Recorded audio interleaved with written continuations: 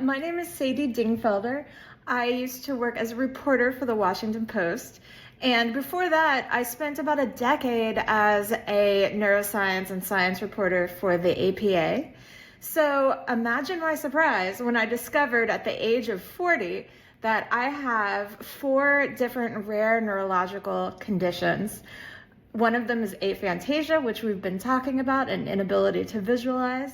I also have no internal monologue, which is not even one of the 4 I was counting. Something called SDAM, which is severely deficient autobiographical memory. I have no 3D vision, so I'm stereo blind. And I'm also face blind. And all this time, I thought that my experience of human consciousness was pretty much the same as everyone else's.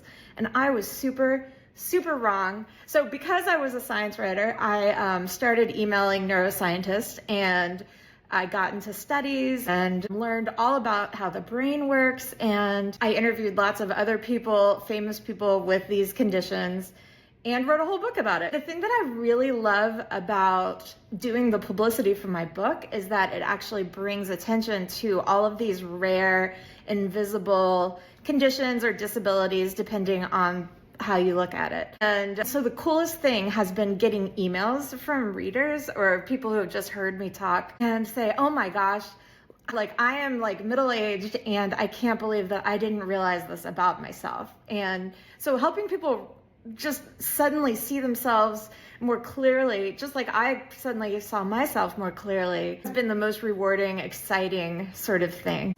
So face blindness, it's really kind of hard to explain because I can see faces just as sharply and clearly as anyone can. What I can't do is remember them. And so basically, it turns out it's not really that I'm so bad at faces, it's that neurotypical people are exceptionally good at remembering faces. You could meet a person at a party and you will probably recognize that person if you run into them 20 minutes later, if they put on a hat, if they're in weird lighting. These are all tricks that you can do because you have a special chunk of brain devoted specifically to face perception called the fusiform face area. You actually have 2 of them. They're right above your ears, and they're about the size and shape of a lima bean. I have these too, but mine just don't work very well. And so as a result, I can meet someone, and if they're in weird lighting, I will not recognize them later. If I'm watching a movie and a character gets a makeover, I'm done. So basically, if you want to know what the world looks like to a face blind person, you can just take a celebrity photo and turn it upside down, and you should be able, you'll notice that the features do not hang together like they usually do. There's a picture of Adele going around, the singer Adele, where they've flipped her eyes upside down.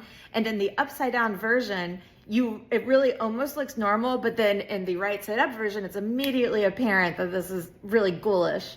So basically, we have this inborn upright face template that makes face processing extremely efficient. And there's some of us who just don't have that. And we're about 3% of the population. And a lot of us go through our entire lives without realizing that other people have this almost magical ability that we don't have.